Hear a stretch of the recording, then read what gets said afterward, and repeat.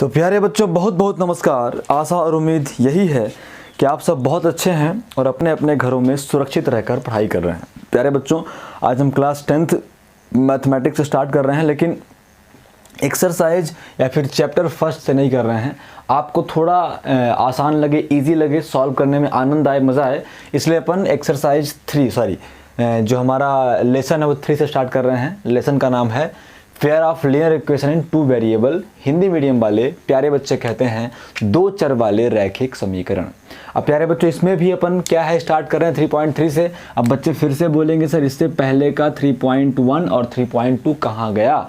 तो प्यारे बच्चों 3.1 और 3.2 बहुत इजी है, उसको अपन सबसे लास्ट में करेंगे। लास्ट में करने का मेथड ये है कि बच्चों जो भी pair of linear equation in 2 variable है, इसको सॉल्व करने के लिए 2 टाइप का मेथड होता है।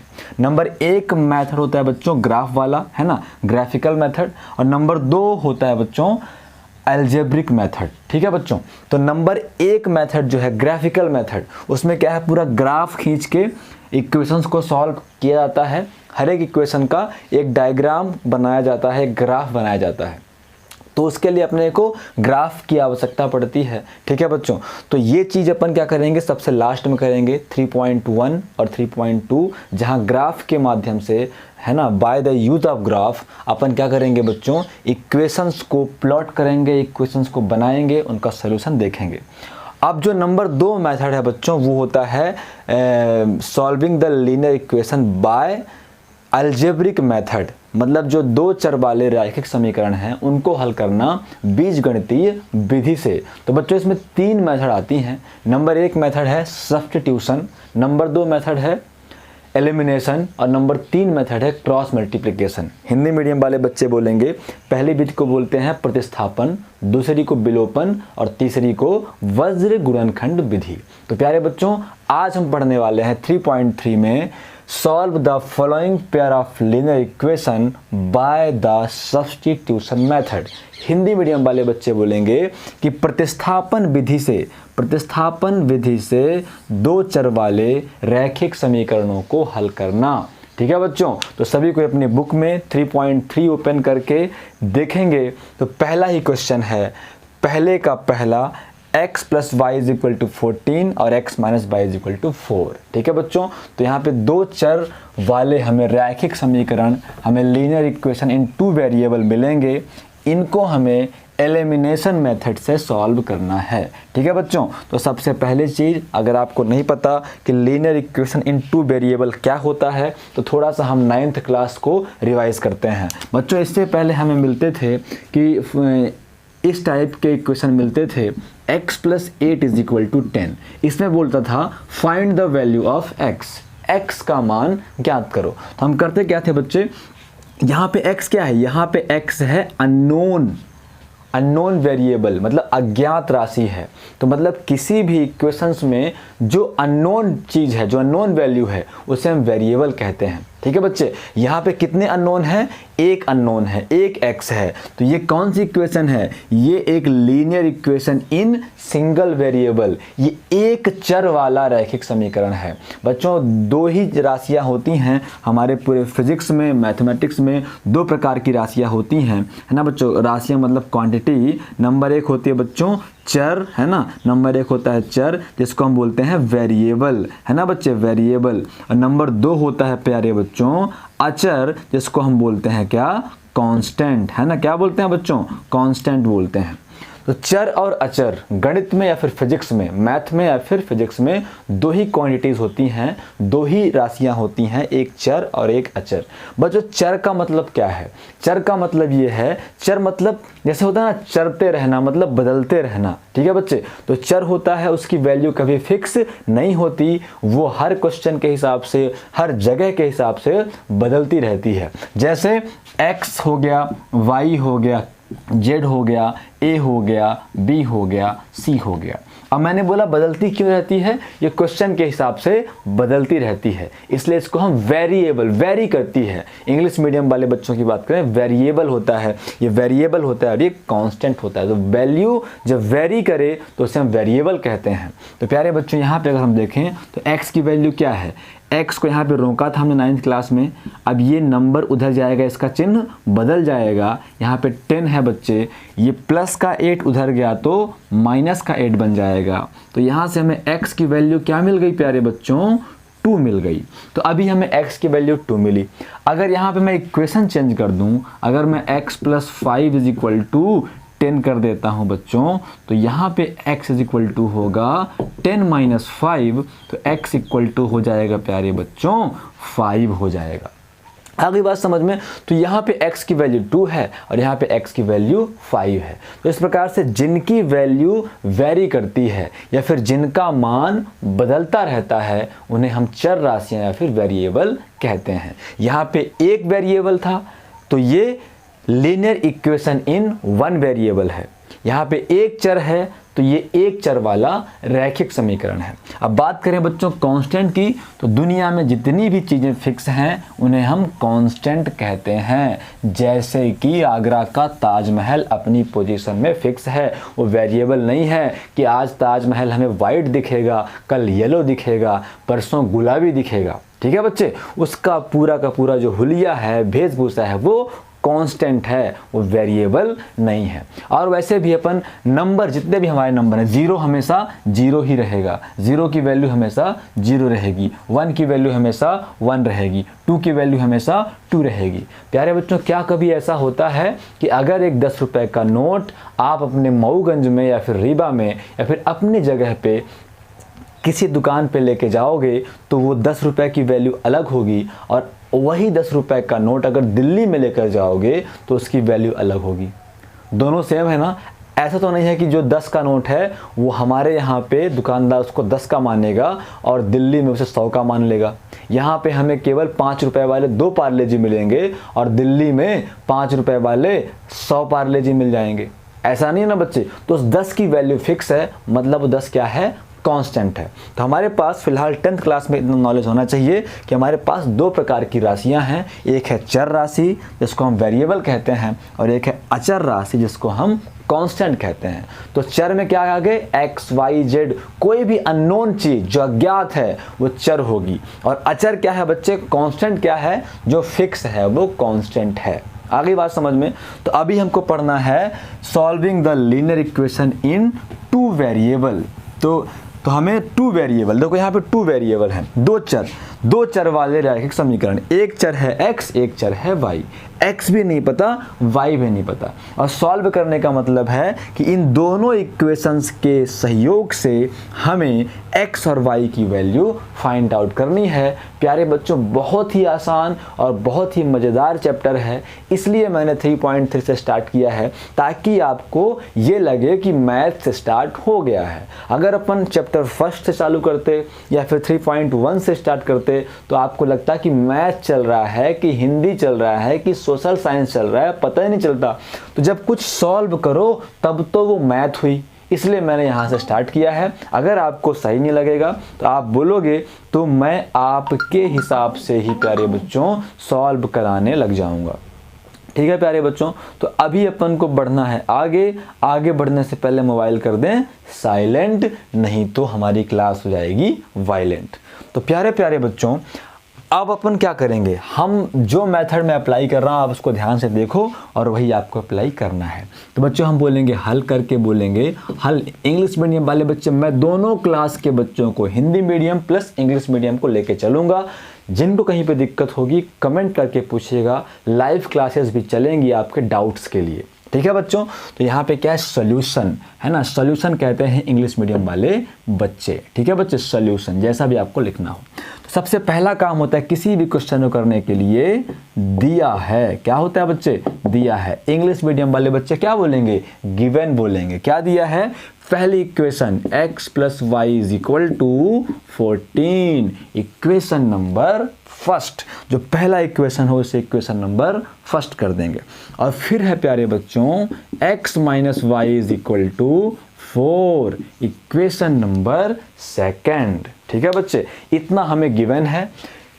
इन गिवन इक्वेशन से हमें सब्स्टिट्यूशन मेथड मतलब प्रतिस्थापन विधि के द्वारा x और y का मान ज्ञात करना है। तो प्यारे बच्चों, सबसे बढ़िया तरीका ये है, आप चाहे इक्वेशन 1 का इस्तेमाल करो या फिर इक्वेशन 2 का इस्तेमाल करो। हम 1 से ही करते हैं, तो हम बोलते हैं बच्चों समीकरण 1 से। इंग्लिश मीडियम वाले बच्चे बोलेंगे बाय इक्वेशन फर्स्ट, है ना। अब ये छोटी मोटी चीज़ें आप सब लिख लेना, समीकरण 1 से बाय इक्वेशन फर्स्ट। तो समीकरण 1 से बोले हो तो ईमानदारी के साथ समीकरण नंबर 1 यहाँ पे लिखो, तो x plus Y is equal to 14। ठीक है बच्चे, अब क्या करो, एक चीज़ जान लो बच्चे, जिसका मान ज्ञात करना है उसको अपन इक्वल के इधर साइड रखते हैं और बाकी सबको उधर भगा देते हैं। ठीक है बच्चे, तो पहले मैं यहाँ पे x की वैल्यू फाइंड आउट करूँ तो मुझे x रोकना पड़ेगा, तो x is equal to 14, y plus है उधर जाएगा तो माइनस बन जाएगा, तो x is equal to 14 minus y। बच्चे बताओ क्या x की वैल्यू मिल गई? मिल तो गई है पर एग्जैक्ट नहीं मिली है, क्योंकि अभी हमें इस y का मान नहीं पता। अब ये y 1 होगा तो हो जाएगा 14 माइनस 1 बराबर 13, y 2 होगा तो हो जाएगा 14 माइनस 2 बराबर 12। तो अभी हमें x की एग्जैक्ट वैल्यू नहीं मिली है, क्योंकि जब तक y नहीं मिलेगा तब तक x नहीं मिल पाएगा। तो सबसे पहला काम क्या मैंने बच्चों बोला आपको, पहला काम आप बोलो गिवन है इक्वेशन फर्स्ट इक्वेशन सेकेंड, फिर आप करो समीकरण नंबर 1 से। समीकरण नंबर 1 से चाहे x का चाहे y का मान निकालो, तो मैंने x का मान निकाल लिया, y को उधर ले गया। अब इसको मैं इक्वेशन नंबर 3 कर दूंगा प्यारे प्यारे बच्चों, ये हो गया हमारा इक्वेशन नंबर 3। अभी हम क्या करेंगे, अभी हम ये इक्वेशन मतलब x की वैल्यू इक्वेशन नंबर 2 में रखेंगे। अब इसको चाहे तो आप नोट डाउन कर लो, अगर आपने x का मान समीकरण 1 से निकाला है, ध्यान देना बच्चे, हमने क्या बोला, फ्रॉम इक्वेशन फर्स्ट समीकरण 1 से। अगर आपने x का मान समीकरण 1 से निकाला है तो फिर आप इसको कहाँ रखोगे, समीकरण नंबर 2 में रखोगे। आ गई बात समझ में? तो हमने क्या किया, हमने इक्वेशन नंबर फर्स्ट से x का मान निकाल लिया, अब ये x का मान हम इक्वेशन नंबर 2 में रखेंगे। बात समझ में आई बच्चों को? हमने इक्वेशन फर्स्ट से x का मान निकाल लिया, अब हम ये x का मान इक्वेशन नंबर 2 में रखेंगे।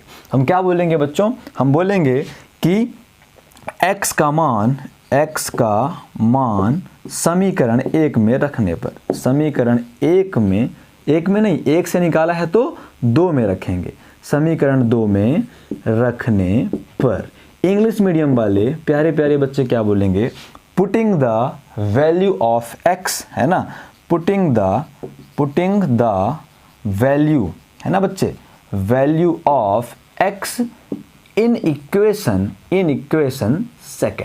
ठीक है बच्चे, हिंदी मीडियम वाले बच्चे लिखेंगे x का मान समीकरण 2 में रखने पर, इंग्लिश मीडियम वाले बच्चे लिखेंगे putting the value of x in equation 2। तो प्यारे बच्चों, आप जिस भी इक्वेशन की बात करो तो पहले इक्वेशन लिखो। हमने इक्वेशन नंबर 2 की बात करी तो ईमानदारी के साथ पहले इक्वेशन नंबर 2 हमको लिखना पड़ेगा। ठीक है बच्चों, अब देखो हमें x का मान रखना है, x हमने क्या निकाल लिया है, x हमको मिल गया है 14 माइनस y, मतलब बच्चों x जो है 14 माइनस y के बराबर है। इसका मतलब ये होता है कि जहाँ जहाँ x है प्यारे बच्चों, वहाँ वहाँ हम 14 माइनस y कर सकते हैं। तो प्यारे बच्चों x के स्थान पे हम करेंगे 14 माइनस y, x के स्थान पे क्या लिखा हमने, 14 माइनस y, फिर माइनस है तो माइनस, फिर y है तो y इज इक्वल टू 4 है तो 4। अब प्यारे बच्चों ध्यान से देखना, यहाँ पे 14 है तो 14 कर दिया। बच्चे माइनस y और माइनस y, आप ये बताओ -1 और -1 -2 होगा या नहीं होगा? माइनस और माइनस जुड़ जाते हैं लेकिन चिन्ह क्या होता है, माइनस होता है। तो हमारे पास एक माइनस का y है और एक और माइनस का y है, तो हमारे पास कितने माइनस के y हो गए, 2 माइनस के y हो गए। तो माइनस y बच्चों क्या हो जाएगा, माइनस का 2y इज इक्वल टू 4। अब प्यारे बच्चों यहाँ पे -2y यहाँ पे रोकेंगे, क्यों रोकेंगे, जिसकी वैल्यू चाहिए उसको हम इधर रोकते हैं और बाकी सबको उधर ले जाते हैं। तो बच्चों यहाँ पे प्लस का 4 है, ये माइनस का 14 उधर जाएगा, सॉरी प्लस का 14 उधर जाएगा, तो माइनस का 14 बनेगा नहीं बनेगा बच्चों? बनेगा ना। अब ये माइनस का 2y इज इक्वल टू, प्यारे बच्चों ये होगा माइनस का 10, है ना बच्चे। 4 माइनस 14 घटेगा और चिन्ह रहेगा बड़ी संख्या का, तो चिन्ह है माइनस, तो माइनस 10 हो गया। माइनस से माइनस कैंसिल प्यारे बच्चों। y को आप यहाँ पे रोको, ये 2 इधर जाएगा कहाँ पे? अपॉन में जाएगा। ठीक है बच्चों, अभी यहाँ पे गुणा हो रहा था, अब यहाँ पे भाग होगा, यहाँ पे मल्टीप्लिकेशन तो यहाँ पे डिवीजन होगा। इतना बेसिक आपको आता होगा। तो 2 5 10। तो प्यारे बच्चों आगे हम देखते हैं, तो y इज इक्वल टू क्या मिल जाएगा? 5 मिल जाएगा। क्या मिलेगा बच्चों? 5 मिल जाएगा। तो अब हमें क्या हो गया? अब हमें y की वैल्यू मिल गई, तो हम इस y की वैल्यू से x की वैल्यू निकाल सकते हैं। तो अब हम क्या बोलेंगे? अब हम बोलेंगे कि y का मान समीकरण, y का मान समीकरण कहाँ पे रखने पर? अब देखो, आप चाहे यहाँ रखो तब भी वही वैल्यू आएगी, आप चाहे यहाँ रखो तब भी वही वैल्यू आएगी, आप चाहे यहाँ रखो तब भी वही वैल्यू आएगी। सबसे अच्छा है कि आप यहाँ पे रखो, क्योंकि यहाँ पे x इक्वल टू डायरेक्ट है। y का मान समीकरण 3 में रखने पर, y का मान समीकरण 3 में रखने पर इंग्लिश मीडियम वाले प्यारे प्यारे बच्चे बोलेंगे putting the value of y in equation third. तो बच्चे इक्वेशन थर्ड पहले ईमानदारी से लिखें। इक्वेशन थर्ड है x is equal to 14 minus y। तो बच्चों x इज इक्वल टू 14, तो 14 है, माइनस तो माइनस है। y की वैल्यू कितनी है बच्चे? 5 है, तो हम y के स्थान पे 5 कर सकते हैं। यहाँ बोलेंगे कि since y is equal to 5, since y is equal to 5। अब बच्चों x इज इक्वल टू कितना मिल गया हमें? 14 में 5 आप माइनस करोगे बच्चों, तो कितना मिल जाएगा? 9 मिलेगा कि नहीं मिलेगा? मिल जाएगा बच्चों को। तो हम बोलेंगे तो x इज इक्वल टू आ गया 9 और y इज इक्वल टू कितना आ गया? 5, और ये हमारा क्या है बच्चों? आंसर है। अब एक बार आप जो है अपना आंसर भी मैच कर सकते हो, चेक कर सकते हो, जांच कर सकते हो सही है कि नहीं है। लेकिन फिलहाल मैं बच्चों को रिवाइज करा दूं। सबसे पहले आप गिवन लिखो, इक्वेशन फर्स्ट से x की वैल्यू निकालो, फिर x की इस वैल्यू को इक्वेशन सेकंड में रखो, वहाँ से y की वैल्यू मिल जाएगी, और फिर y की इस वैल्यू को इक्वेशन थर्ड में रख दो तो आपको x की वैल्यू मिल जाएगी। ठीक है बच्चों, ये आप इसको नोट डाउन कर लो। अब इस पर मैं बहुत सारी बातें आपको बताता हूँ जो आपको ध्यान देना है। वीडियो को रोक के आपको इसको नोट डाउन कर लेना है। अब बच्चों मैं आपको बताता हूँ कि ये जो आपने y का मान समीकरण 3 में रखा है, 1 में रखते तब भी वही आंसर आता, 2 में रखते तब भी वही आंसर आता। मैं यहाँ पे साइड में करके आपको दिखा देता हूँ। अगर मैं y का मान समीकरण 1 में रखता बच्चे, तो x plus Y is equal to 14 है। x तो x है, y की वैल्यू क्या है? y की वैल्यू 5 है, इज इक्वल टू 14 है। तो x बराबर 14, 5 उधर गया तो -5, तो x बराबर बच्चे 9 आ गया। 3 में रखे तब भी 9 आया, 1 में रखे तब भी 9 आया। अब 2 में रख के चेक कर लेते हैं। तो बच्चों यहाँ पे है समीकरण 2 है x minus Y is equal to 4। तो x तो बच्चों x है, y हमारा 5 है, इज इक्वल टू 4। तो x इज इक्वल टू 4, -5 उधर गया तो प्लस का 5 बन जाएगा। तो प्यारे बच्चों x बराबर क्या आ गया? 9 ही तो आया। आ गई बात समझ में? तो बस आपको ध्यान यहाँ पे देना है। अगर आपने ये वैल्यू समीकरण नंबर 1 से निकाली है तो रखना समीकरण नंबर 2 में है, बाकी उधर कोई आपको रिस्ट्रिक्शंस, कोई आपको बाध्यता नहीं है प्यारे बच्चों। अब रही बात कि हम इस आंसर को चेक भी कर लें, है ना, टीचर के भरोसे ना रहें। 5 नंबर का ये आपके बोर्ड एग्जामिनेशन में आता है, तो आप बाय चेक इसको आप एग्जाम में लिख के आओ। ये नहीं कि कर तो आए हैं, सही है कि नहीं है। तो चेक कैसे करते हैं बच्चे? चेक ऐसे करते हैं कि आप इन वैल्यूज़ को या तो इक्वेशन फर्स्ट में रखो या तो इक्वेशन सेकंड में रखो, सेटिस्फाइड होनी चाहिए। मतलब कि क्या होना चाहिए बच्चों, संतुष्ट होने चाहिए। तो यहाँ पे मैं, ये रफ वर्क है, यहाँ पे जांच है ना, हिंदी मीडियम वाले बोलेंगे जांच, है ना बच्चा, जांच बोलेंगे, और इंग्लिश मीडियम वाले बच्चे बोलेंगे चेक। इक्वेशन नंबर फर्स्ट है x + y = 14। अब इक्वेशन नंबर फर्स्ट की भाषा आप समझो, लैंग्वेज समझो। इक्वेशन नंबर फर्स्ट क्या कहना चाह रहा है, इक्वेशन नंबर फर्स्ट कहना चाह रहा है कि x और y दो ऐसे नंबर हैं जिनका सम जो है 14 होता है। x और y दो ऐसी संख्याएं हैं जिनको जोड़ने पे 14 मिलना चाहिए। तो आप चेक कर लो आपके x y ऐसे हैं कि नहीं है। आपका x है 9, y है 5, 9 में 5 को जोड़ोगे बच्चे 14 मिलेगा, मतलब राइट है आपका आंसर। ठीक है, चेक कर लो बच्चे। तो 9 और प्लस y है 5 = 14, तो 14 बराबर 14 तो होता है, जो कि सत्य है। इसका मतलब आपका आंसर जो है बिल्कुल राइट है। उसके बाद जो है, उसके बाद बच्चे equation number second, equation number second पे भी आप चेक कर सकते हो x - y = 4। अब इक्वेशन नंबर सेकंड क्या कहना चाह रहा है कि x और y दो ऐसे नंबर हैं जिनका जो अंतर है, जिनका जो माइनस है वो 4 होना चाहिए। तो आपका x कितना है बच्चे, 9 है, और माइनस y कितना है, 5 है, = 4। बिल्कुल, 9 में 5 माइनस करो तो 4 होता ही है, तो यहाँ भी 4 आ गया, यहाँ भी 4 आ गया, तो लेफ्ट और राइट टर्म बराबर हो गए। मतलब हमारा जो आंसर है वो बिल्कुल राइट है। अब दुनिया की कोई भी अदालत, दुनिया का कोई भी टीचर आपको इसमें 5 में से 1 नंबर या आधा नंबर भी कम नहीं कर सकता है। ठीक है बच्चों, तो अब ये बहुत ही आसान चीज़ हुई। अभी मैंने केवल क्वेश्चन नंबर फर्स्ट बताया है, ये सब आपके लिए एक डेमो वीडियो था। अगर आपको ये क्लासेस पसंद आई हो तो आप सब कमेंट करिएगा कि सर बिल्कुल पसंद आया, अब आप आगे पढ़ा सकते हो। तो ये वीडियो आपको जैसे मिलेगा आप सब बताना कि ठीक है कि नहीं है। तो उसके बाद अपन क्या करेंगे, लाइव क्लासेस क्लास 10th के स्टार्ट कर देंगे बच्चे। लाइव में क्या फ़ायदा होता है, लाइव में फ़ायदा ये होता है कि आप मुझसे एट द टाइम जब मैं पढ़ा रहा हूँ तब जुड़े होते हो। तो अगर आपको कोई डाउट है तो आप मुझसे पूछ सकते हो। ठीक है बच्चों, तो अगर आज की क्लास समझ में आई हो तो कमेंट करके बताएं, या फिर ना आई हो, हिंदी और इंग्लिश में कोई मिसमैच हुआ हो तो वो भी आप बता दें कि सर लैंग्वेज जो है वो समझ में नहीं आ रही है। जैसा भी हो बच्चे बताएं। तो मिलते हैं अगले वीडियो में नए सवाल के साथ, तब तक के लिए नमस्कार।